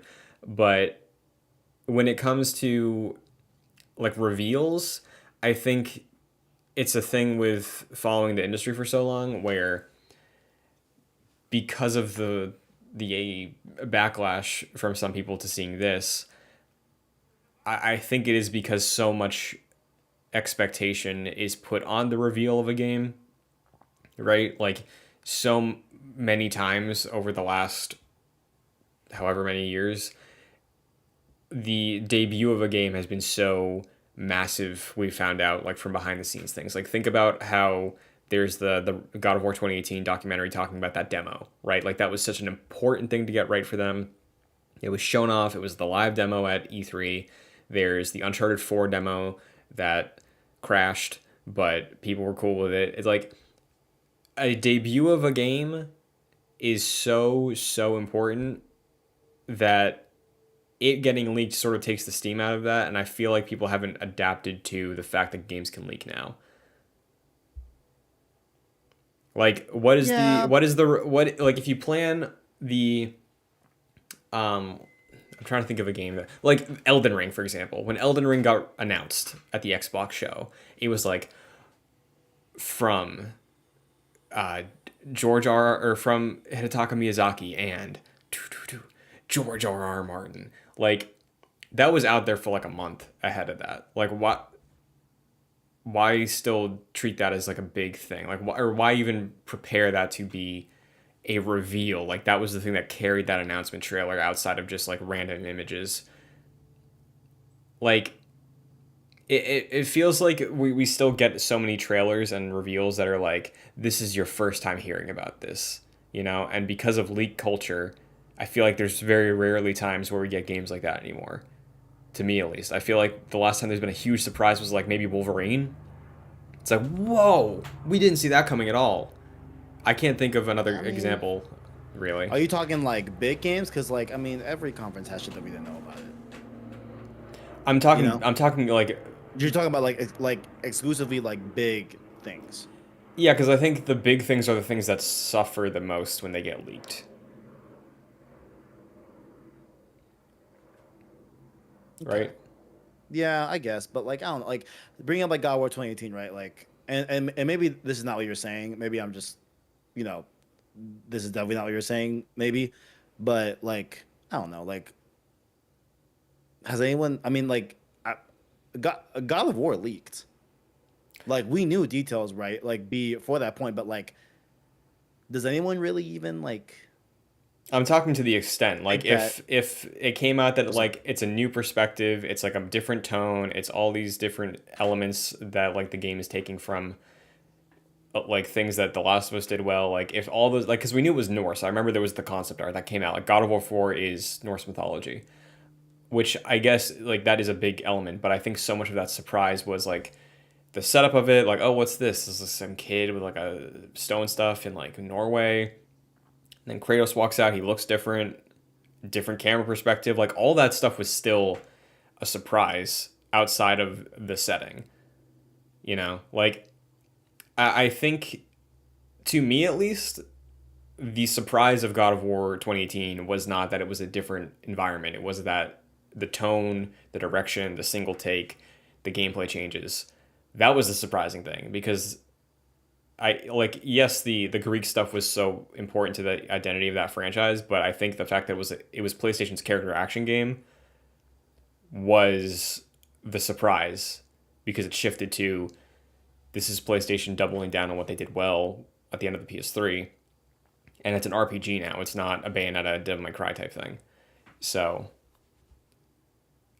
I feel like there would have been less surprise if that trailer started and it's like, oh, this is God of War, because it's a different perspective and it's the father son thing that leaked, not necessarily there's a lot of Norse games, you know. Like I think it depends on the context. It is game to game, is what my point is, I think. But Yeah. Yeah. I don't know. Like, maybe I'm jaded. I don't know. Like, if like, I knew like what Housemarque was working on next. Like I'm not gonna lose sleep if I know that now or know that later at a surprise. You know what I'm saying? Like, you know, sure, but I I don't know. think But like, I do get the excitement of like, Kev, wouldn't it have sucked if you saw Final Fantasy VII Rebirth the day before, right? And like, like I get that, but like, that's not gonna necessarily like ruin my experience with the game itself. Like, I'm more excited about like playing the game, mhm, right? Like, and that's my main focus, mhm. right? Like, I don't remember what leaks I saw leading up, even like you know what I'm saying? Like the leaks are such a very like short period of time where that affects me, right? You know what I'm saying? Like when I'm playing the game, I'm not thinking like, oh man, like I hate that this shit leaked. You know? I don't know. I don't know. But like I do get the wanting to have the pomp and circumstance and wanting the like big pop of a good reveal. Those are always fire. You know? Um yeah, I Because don't know. like Jack makes a good point also. Like just a couple days ago, the Captain America Black Panther game, nobody would have guessed that in a million years. That was posted, and then in 24 hours, it's like it's a Captain America and Black Panther game, and the reveal was the fact that it was the two of them in World War II. There was nothing else to that reveal. It was just that, and that was like the crux of that conference, and then that was completely like the wind was sucked out of like right before that, you know. So I think it's not necessarily like the impact of like the final game, but I think so much of the run up to a game now, especially because we have long run ups, is the conversation around a game. And if something leaks, that really influences the conversation. And people can easily be proven wrong when the game actually comes out. But look at like the studio, I forget which sect of Ubisoft it is, but like the developers who did Mario and Rabbids, right? That game was leaked visually in I think January of 2017, and everyone was like, "This is the stupidest shit in the fucking world. Why would they do this? This is so dumb. It's gonna suck." Terrible, terrible things about it. And then when it was revealed, finally, a few months later at E3, the dude was crying because everybody loved it and was like, "Wow, this looks amazing."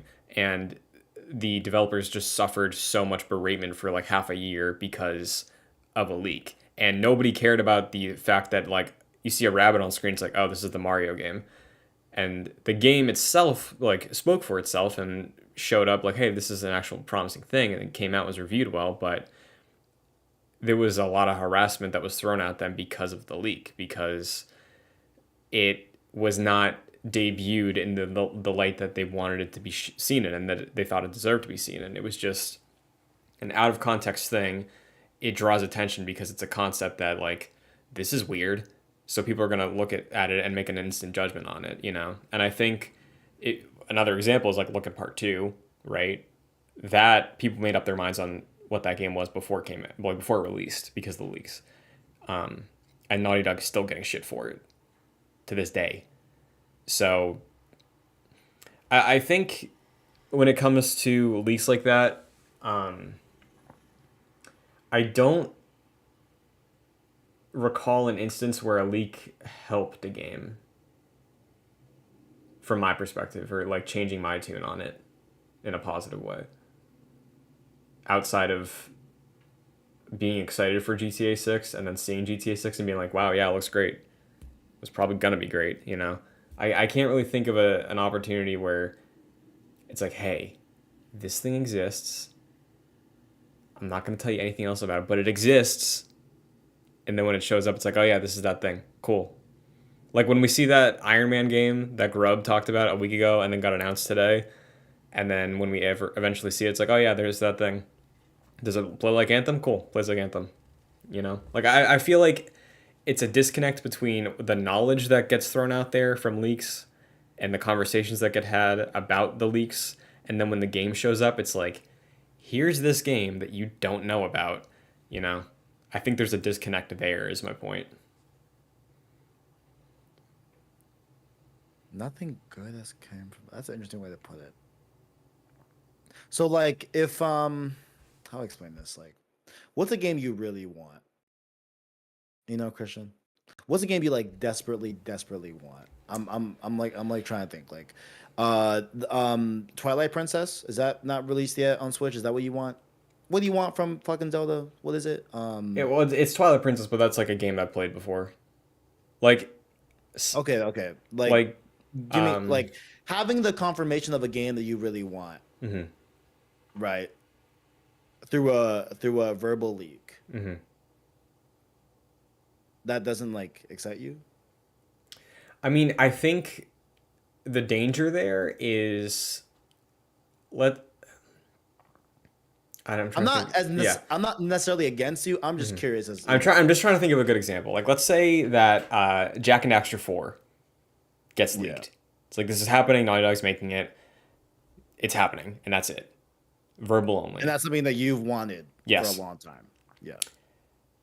If that's how it gets revealed, if that's how it gets announced, in my head as a longtime Jack and Daxter fan, from that leak until it gets shown, I'm building an expectation in my head of what Jack and Daxter 4 looks like, of what it should be, of all these other things associated with it as a longtime fan. And if it shows up and it's not that, it's I think it's half on me for like expecting it, but like as a fan, I feel like it's safe to have expectations for a continuing franchise. But it's also half on the fact that whoever leaked it, just that it exists, so they could earn clicks about it. It's like, okay, well, who like should I be mad at you because you didn't give enough context, or should I be mad at Naughty Dog because it's not the direction I wanted? Like, I think that's the crux of it. Like, you run the risk of a verbal only leak being fans who maybe aren't super in tune build in their head this version of this verbally confirmed game that when they finally see it, the devs are going to take the brunt of that like disappointment because the devs didn't get to announce it, the devs didn't get to promote their vision for what the project was. It was the fact that it was somebody who wanted clicks, like took advantage of people who were desperate for this thing to exist. And Wait, there's why also the would risk it? it gets canceled. Go I ahead. mean, if a leak comes out and it's near a showcase, we can probably. But okay, that's not what you're saying. But like, what were you saying about like? Should we blame the leak for not giving enough context in the leak itself? No, I'm saying like if the leak is just verbally like, hey, this game exists, Right. like the Black Panther game Okay. that got leaked, Okay. not the Captain America one, like the EA one. It's like, Okay. hey, Black Panther game exists. Okay, it's years out. That's all we really have. The other thing was like, there's a Black Panther who died. You're taking over for him. Immediately, the conversation was, is it T'Challa? Is he dead? That sucks. What if I want it to be T'Challa? What if it's about this thing? What if it's this, this, and this? Is it a create a character? We don't know, right? But there is a version of that game that people have put aside in their mind of like, this game, this Black Panther game from EA, has this defining thing about it, so it's going to imply all these other things about the game that I'm jumping to conclusions on. Because the initial leak was just, this thing exists, you know? And then when the game gets revealed down the line, if it is T'Challa, I'm sure people are going to be happy. If it's not, it's going to be like, see, this is the thing. This is the thing that it was going to make us worried about. And then people have a grudge going into it of like, you have to prove me wrong, not like a taking it for what it is sort of thing. Aren't people going to be mad if that comes out in the official release announcement or the leak anyway? What do you mean? Right? Like if you heard that, okay, like let's say like, it's like T'Challa's dead, right? And people assume that, right? Versus if they heard it in the announcement, aren't you going to be mad either way?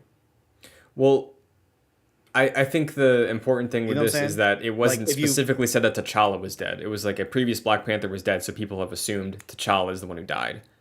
So like when they reveal the game, if it's not T'Challa, it's like, oh, I was upset for all these reasons already.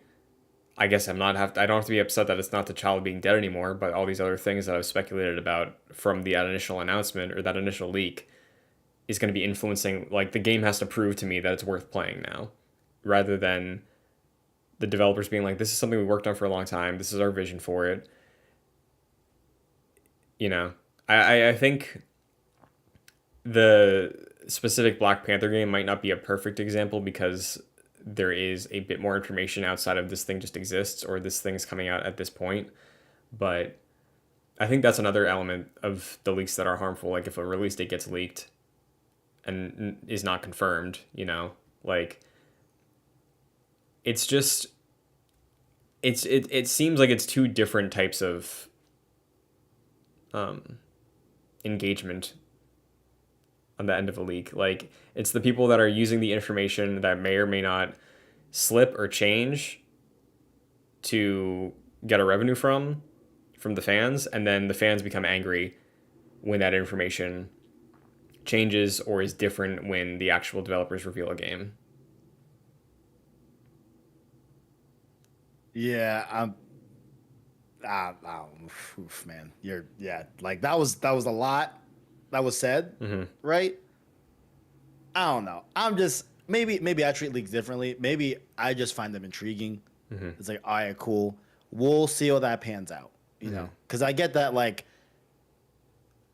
I view like leaks like I don't know, like I saw a picture of a painting off of a fucking phone camera that they emailed me or texted me like a week ago. You know, I know it's not. I know it could change. I know, and maybe some of it will stay as rigid as the full release, and I'll see the echoes of what I saw first in the final product, right? But I don't know, man. Like I just, Well, I like think cool, like it's a leak, cool. We'll see how it pans out in the full game. That's why I make it very clear that I don't like making judgments and making 100% sweeping statements off of something that is not confirmed. And if you don't know how to manage that, if you don't know the essence of a leak are leaks and they are not 100%, then I don't. Then that seems like a you problem. I don't know what to tell you. I'm not saying you, Christian, but like I'm saying just like in general, like if you're taking every leak with Bible fact, right. right, and you constantly get upset and want to berate people for that, I don't know what to tell you. Like leaks are not fact. They can be. They've been proven to have been fact. These GTA 6 are very much real, but these GTA 6 leaks are real, but they will not be the final product like we said beforehand. You know what I'm saying? But there are things about the leaks that will seep into the final product that are to be true. So if you can't understand that from a base level, I don't know what to tell you. Yeah, I Like, think it is what it is. to clarify a bit more, like my point is that I think there's very much a crowd that like cannot like set aside the fact that a leak can be different and change, and they do take it as fact. And there's Jack makes a good point in the chat. He said, I think it's also different depending on the context. Part one's reporting was tied to Naughty Dog taking over the development of that and the shifting with the drama of like everything at the studio. And then the Black Panther reporting was just useless because like what does that do outside of benefit the outlet reporting it? What did the Black Panther game do?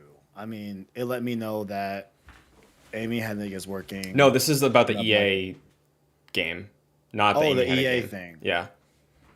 Okay, it let me know that EA is working on a Black Panther game, and there's no other information about it. Right, but go ahead. The thing I was gonna try to clarify on is like the fact that that is announced and then there's just so much other nebulous information about it invites people who can't differentiate it to make snap judgments that build and build and build until something shows up. That's my point, is that it kind of feels like you're just like saying a thing and then you don't have enough information to do damage control on it, that there's a potential that it could do damage to a conversation or studio because of people making those snap judgments, is my point. I mean, yeah. I mean, I guess, yeah. I guess I can see that, but maybe I'm just a dick. I don't know. Like Well, maybe I'm an asshole. I don't know. But okay. like knowing that EA is working on a Black Panther game like doesn't like I don't No, well, my point is like it's not talking about you because you're educated and like can figure out like okay, the right. I difference see between all that. these things. I'm talking about the Right. fact that this, like, going back to the GTA 6 discussion, the leak of the GTA 6 stuff, I think, only benefited the people that understand what development's like to even the smallest degree, because there's a lot of people saying that I'm excited, right? But the vast majority of the player base that doesn't understand the path of a development for a game sees that and thinks GTA 6 is going to look bad and look like that. So, like, it's not a controlled thing the way that a marketing cycle is, and that's a whole separate conversation of like, should you defend a marketing cycle? But I think when you have a an opportunity to release a piece of information about something existing to the public, and you have so many people that can take that and influence other people based off of how they frame that information, that's the part where it gets a little dicey, because I think that is already something we've seen with people framing the writing, the character stuff, the visuals of GTA 6 to audiences that don't know any better. And now there's a growing pool of misinformation and like hatred around this game, and that is being directed toward Rockstar. You know, I think that's the tricky thing, where it's not you, it's not people that don't care about Yeah, yeah, I leaks. hear you. It's people who, it's the fact that like there's people who take advantage of the stuff that leaks and use that to do the thing that sells online, which is just create and fester hate, right? Because like, Right. Okay, I hear you. I hear you. I hear you. So I mean like so like is your main gripe like the leak itself or is it oh the yeah, people that twist? So your main gripe is the leak itself and not the people that take it and spin with it and do what they will about it and talk shit about it off of information and off of the basis that they don't understand what a leak should be treated as. I think it's like I led with this. It's like dependent on the game, because I think Jack made really good examples where, with the case of The Last of Us Part One leaking, that was tied to a story about like development that was an actual thing that like there was stuff like worth reporting on there. But if it's like, um, hey, this thing's real, bye. That's the thing that's like, was that, what did that do? And then that just invites all these other people to come in and like frame a narrative around it that might not be true. So you don't want leaks like that at all. Is that like your point? If in a perfect world, I would say yes. If it's something Let's say the like, perfect world. yeah, Okay, you don't want if it's like Infamous 3 is leaks like coming, that. like, why? From my perspective, at least, it's like, Because I mean, I'm down. Like fuck yeah. Like that sounds cool to know. Like if it's just gonna be that, it's like cool. All right, you know, you're not showing me gameplay. That's for the marketing. You're not gonna show me any gameplay details, any ways that is enhanced, any way that the story is going. You're not telling me. There's so many unknown variables about that. But I'm down to know. I'm down to know if Stray's Cross is real, and if it ends there, that's a great leak for me.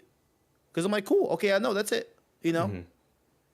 Like, and like I get that people can spin that and make that negative and what you've talked about, but shouldn't we just be pointing the finger at them as opposed to the leak itself, where a lot of people like us, you know, well, I think it's, I would love to hear what I would love to simply just plain blank here, and maybe the whole point you're making is that those two things can't exist, yeah, I think right? it Like, comes back to the thing that I said before, where like, is there an example of a leak benefiting a game?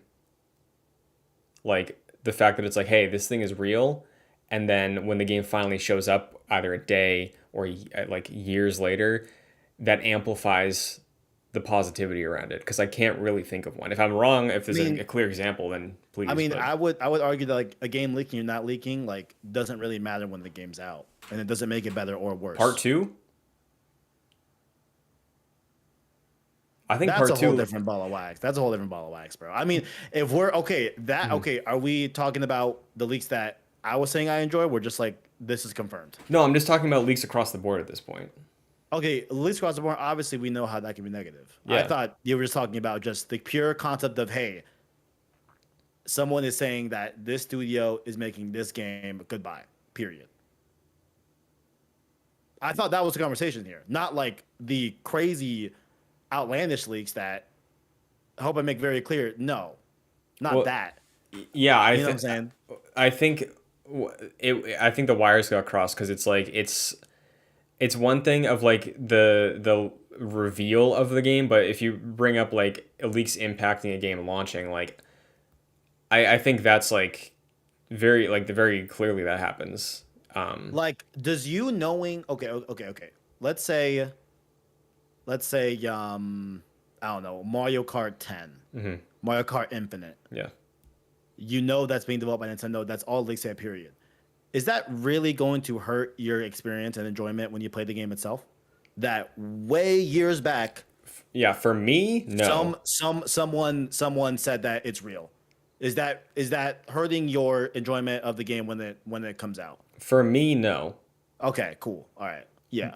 But However, if they were to, yeah, the leaks pro, if you will, the more not pro because that makes yeah, it good.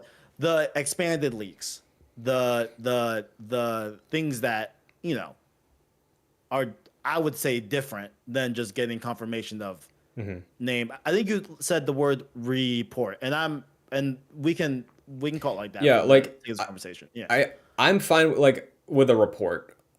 I'm Report not is trying to fine. be surprised. Like Okay, go ahead. one sec. Like Yeah. the Schreier report of GTA 6, I think was good, because that was an update on crunch culture at Rockstar. It was like firsthand accounts of people who are saying that things have been better, things are changing, it's improving, it's carrying into the game. That's all great, and we all know GTA 6 is a game that's going to come out.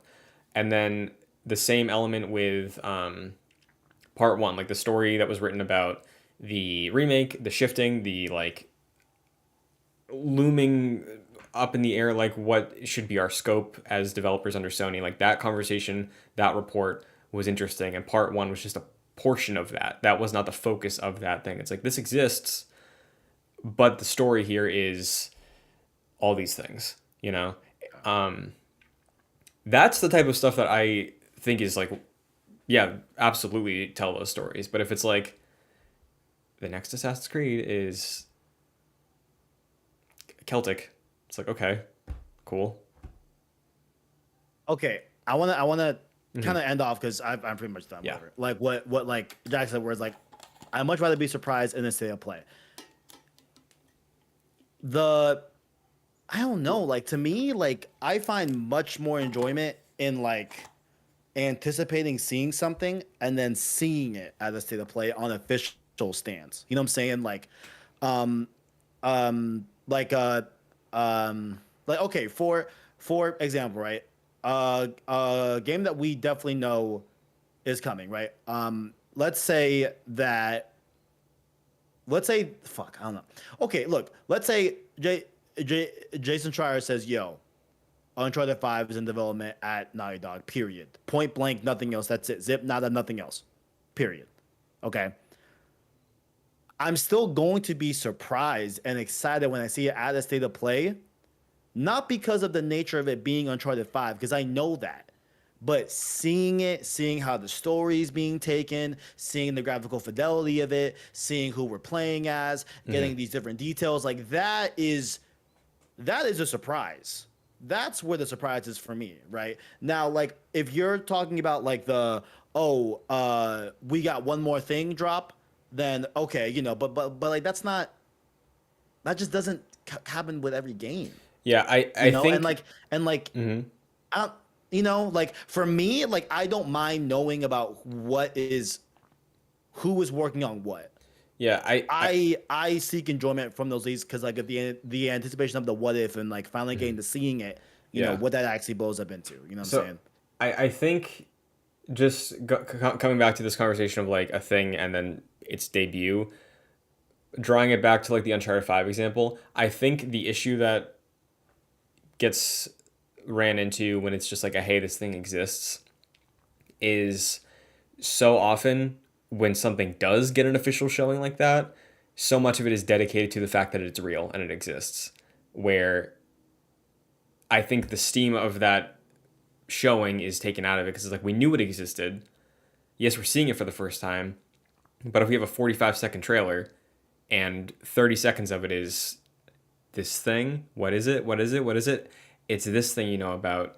Like, I think that's like that disconnect I was talking about before, where in this age of like so many things leaking so frequently, I feel like marketing still leans into the fact that it's like, we're telling you about this for the first time. And that's where some of the wind gets sucked out of it. Because like the most recent example I can think of that is, and this was on their end, not a leaker. This was a mishap with the store upload, but like with the Keeley show and the part 1 trailer, right? That was like morning of that came out, and it's like you could see everybody was like kind of deflated on stage. It's like, yeah, this is the thing. And like that wasn't like somebody actively trying to do that. It was a store upload going, but like you can see the impact of a hey, this thing exists, and then shortly after, like, oh, it exists. And so much of the appeal of that trailer was the fact that it was like, hey, this is a thing, and this is what we're doing, and it's real, and this is it, So yeah, and like what you just painted, right? Mm-hmm. That type of leak is not one that I like, where we see gameplay and where we see like we recently know Helldivers 2 is coming. We all saw that 8-second snippet of that trailer. That's very much real. And Yes. to Jack's point, right? For me, it's like I didn't peek at the gifts, but knowing that I'm getting gifts is cool. Because I know that I'm getting gifts, and when I finally get to unpackage them and see them, that's where the excitement, like that's the real lore that Sure. I'm looking for. You know what I'm saying? I don't mind knowing what I'm getting, but not fully knowing what I'm getting. If you catch my drift, Sure. I think legit, it's like, yeah. hey, Christian, I have a gift for you. Yeah. That's different than me saying, oh, hey, I bought you a mic. Yeah, I think the way I'm viewing it is like if I look under the gift wrapping and I see a mic and I'm told I'm getting a mic, it's the same thing to me. Like if somebody tells me we're gonna get Uncharted 5, Okay. versus I get a little peek and it's like, oh, that's Uncharted 5. When I get Uncharted 5, it's like, all right, great, I got Uncharted 5. Oh, really? Okay, so then I guess we're just different then. Yeah. Because I don't mind hearing about something, but like seeing it for the first time, like that's still gonna get me hype as fuck. Yeah, I think Like seeing it visually, like actually seeing it. You know what I'm saying? Because I completely understand that. I think the point I'm trying to make is that like so often the first time seeing it is positioned as this is your first time hearing about this. I think that's the thing that I feel like has to be changed, because like it's like if something leaks and then a year later it's like, here's a teaser, here's a teaser, oh, it's this thing. It's like, oh yeah, I could have, if I saw a lightning bolt at the beginning of a thing and Infamous leaked a year ago, I'm like, oh, is this Infamous? Cool. Yep, it's Infamous. Great. Oh, neat. I think that's the problem, because like a lot of reveal trailers also are just very brief. Like if Wolverine got leaked beforehand, if it's like Insomniac making a Wolverine game, and then 3 months later we see that trailer, it's like, what is it? Oh, that's Wolverine. That's Logan. Oh, this is the Wolverine game. Yeah, it's the Wolverine game. Cool. Yeah, and that's and that's what we did with the Captain America thing, right? But like, okay, so and then what are you was the calling conversation of that? It's like, what should we have gotten more? Like that was it. Yeah, so not necessarily like. That's my point. I think it like it makes the conversation more critical about something because we knew it, and it's like, why did we have to know that? Because our next question is like, if we know that it's a Captain America Black Panther game and the entire trailer is, it's a Captain America Black Panther game, it's like, what was our first thing? It was like, well, could we have like seen gameplay or something? Like, You That's know? hey, you're starting to sound like me. Look at this. This is great. I Look know, at this. but Wow, because I'm damn. saying like Look at that. Holy shit. You if know we what I'm didn't saying? know about it and that's the trailer, it's like awesome. You know, it's like I can't wait to see gameplay eventually, but like because we knew about it, like the first thing that everybody said was like that was it. All right, you know.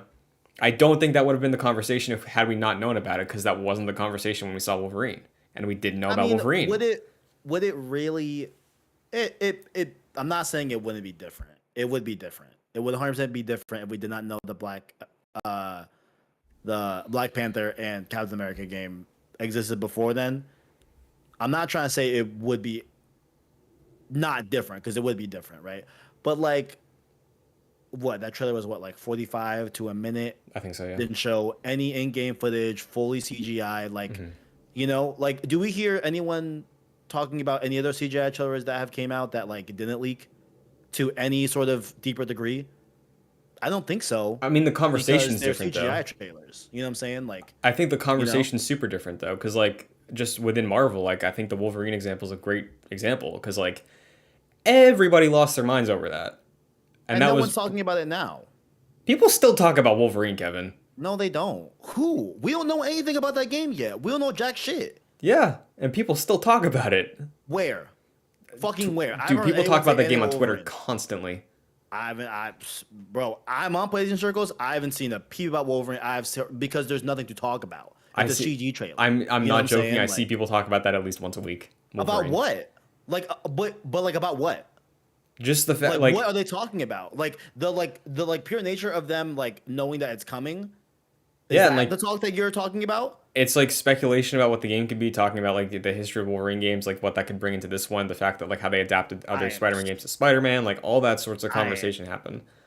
I'm not saying jack shit because it's a CGI trailer and like there's nothing to garner from that. So like Mm-hmm. I feel like it would have been just a very similar thing with yeah, there it would have been different. Mm-hmm. There would not have been this like a bit of a like, oh, okay, cool, like that's what that was. Okay, bet we can just move on, right? Mm-hmm. But if what they showed was what they showed, a CGI at max minute trailer Mm-hmm. that the only thing we get are Captain America, Black Panther, World War II. I guess the new elements are that there was those two other characters, Right. right?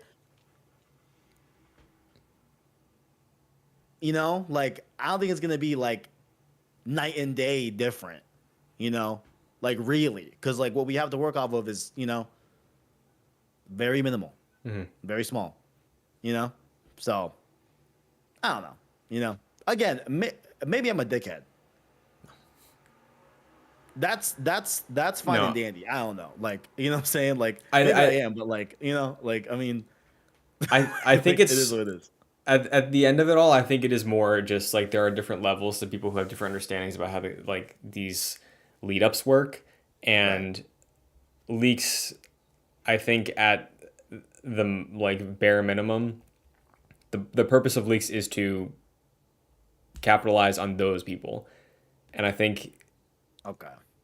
leaks more often than not offer the opportunity for those crowds of people that aren't as ingrained in the ins and outs of everything to make snap decisions, jump conclusions, and just throw hatred towards the people making the game.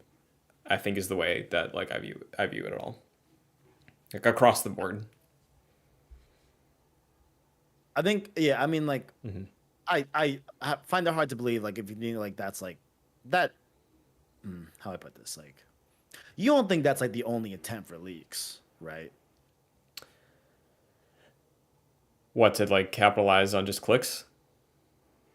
No, I mean, obviously, like, there's a capitalistic angle to that. No, because right? I'm saying like the purpose of yeah. leaks is to get clicks, and I think the fallout of that is that that's where your control over the situation ends, where you have no control over like how people take that, how people frame that and position it. Because even like rarely developers come out and be like address leaks and like actually show the thing that leaked, unless it is like within a couple days of a press conference like coming up, to like take control of that narrative. So a leak is for benefit of the person leaking it, and then everything after that they have no responsibility for. It's the conversation that happens because of that leak. That's the purpose of leaks in my eyes. I think a report is different.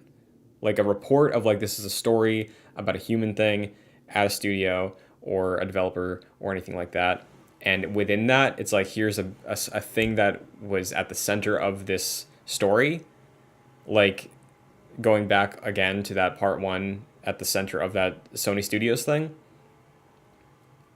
I don't view that as a leak the way that I view general this game exists or here's a bunch of footage of this game. So leaks purely I think are the fact of just like getting attention is how I look at it. Do you see a different purpose for leaks, I guess? I'll throw it back to you. I mean, I just like definitely see how like they can be malicious, right? But I don't think that like I don't think like, Grub's intent is to make sure that fans throw hatred at devs. No, no, no, You no. know, Yeah, like that's you know not what at all what I'm I'm saying? Like, saying. Yeah, I'm saying like and mhm, like I do think that like there's got to be like another angle of like there has to be people that are interested in leaks that you know just find an intrigue in the industry, right? That like would like to keep in the know, if it's out there, right? Like I right, think like the only issue like is you like it's not limited to those people. I think is the way the okay. perspective on it. So regardless, that's not going to change. The leaks are still going to happen. People aren't going to react to leaks the proper way, and many games that get leaked will be revealed as if it was the first time, as we've seen throughout history, and I'm sure we will see for many So more years. so like very last thing because we definitely got to get the fuck out of here. But like but do you think that should be something where like marketing teams have to, you know, adjust certain things and like have like maybe a bit of like a plan B track of like, hey, like if this comes out, shit happens, like what's our B plan rollout? Like what's Mhm. our quote unquote like alternate trailer cut where we aren't emphasizing the allure of the name reveal and more just going to emphasize the contents of the game itself, which I would love if every dev did that. Every marketing plan did that. Like the allure isn't the name and isn't what it is. It's more of what it is from a game perspective and like what it is from a gameplay perspective. And like I Yeah. said that twice, but like what it is from the contents of the game itself. Yeah, I think like when it comes to marketing, that's something that can't really be changed too much because like the CG trailers are being developed for a very long time, right?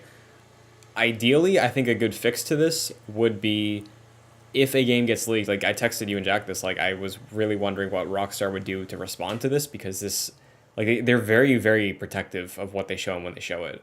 But I think you look at every other entertainment industry, literally every other TV, movie, publishing, music, things are very public. Obviously, some things are secret, but like contracts for things, projects that are being worked on, like I think a easy fix to that would probably be like set up an interview with a very like well trusted established publication with a project lead and be as candid as you can be about the thing. I think that would absolutely negate the negative impact of leaks. Because if somebody from Rockstar this week had a one-on-one interview with Jason Schreier to really lay out and like get their control of the situation, be like, this is from this date, this is the vision for the game, we're aiming next couple years as much as they can be. Sorry, there's a lawnmower outside, but like, I think that is a more realistic way than like scrap the trailer that's been done for a month, you know.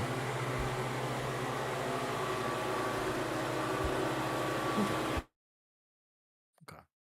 Interesting. Okay. Very intriguing. Very intriguing. Oh, you're muted. Yes, Okay. because it was a Okay. lawnmower. Okay, I see. But I thought you were waving me. I was like, "Hey, man, like you kind of said that. Okay, cool. yeah. All right." Like, And like, is that gonna happen? I don't think so. But like, that happens in movie business a lot. yeah, You know, yeah. No, like yeah, it's and the like, secrecy of everything. I think is what hurts it. yeah, So right. like, I cannot applaud enough EA for what they're doing with Dead Space and Skate. I think that should be a new standard of being very, very vocal. Jesus Christ. Okay. I mean, no, yeah, like, yeah, but I guess then that's not gonna fix it because like either way, like people talk shit about Skate, and like people are more so talking about Skate because like it's free to play as opposed to it, necessarily off its looks. Even though some people were judging it off its looks, but like I think it's, I think literally on the screen it says pre-alpha, like I'm pretty sure it says that. So yeah. Well, Kevin, it was a great conversation. Indeed. Where can everybody find you? I'm going to keep muting while this lawnmower is literally in my house. Plug all your stuff. What can people check out this week? You to the comments is Blazing Source. We have a God of War Ragnarok breakdown trailer. Hopefully before I leave for work today, let's just really just cross our fingers. You know what I'm saying? Probably gonna skip workout. Let's make sure that goes up. But if you didn't catch it, check out The Last of Us Iceberg. Very good video I did on that. Very, very proud of it. And we have another one in the works. I fret not. You know what I'm saying? Road to Ragnarok is incoming. Road to Part 1 has wrapped up the official end last bit of what went wrong with The Last of Us Part 1 marketing. Talk a little bit about marketing here. We have a ending conversation on that here with the finale of Road to Part 1. And Road to Ragnarok, once again, is coming soon. Expect a lot more God of War coverage here leading into the next few weeks and stuff like that. And yeah, all that good stuff on Blazing Source and PS Source vids on Twitter. Yes, and for live viewers, Owen just posted that in the chat. Check it out. Very, very nice. Here on youtube.com/joyclicks is where you can catch the live version of Gamescast every Wednesday. You can check it out on Apple Podcasts, Spotify, everywhere you listen to podcasts the same night. We post on all of them. Twitter will get updated at the end of the day and end of the week with new episode posts. So check that out at JoyClicks on Twitter. If you want to find me anywhere, you can do so at ChunTD2 on Twitter, TikTok, as well as here. We just wrapped up Arkham Asylum for the Long Play Club. Both episodes are live. We're going to be taking an off week, and then the following Monday, not the Monday after this episode, but the Monday after next Gamescast, will be the first episode of Arkham City. So you can check that out on YouTube and podcast services. Just look up the Long Play Club or Batman Arkham Podcast. You'll find it. And if you want to support that show, this show, all the shows, patreon.com/joyclicks at the $1 and $5 tiers. $5 will get you producer credit on every show we produce, like Aaron Easton and Jose Garcia. So thank you very much. And that's Gamescast. We will be back next week with more. Hopefully, no damning, terrible, massive industry-shaking leaks. But if it happens, we'll talk about it. So until then, it's pizza time. It's pizza time.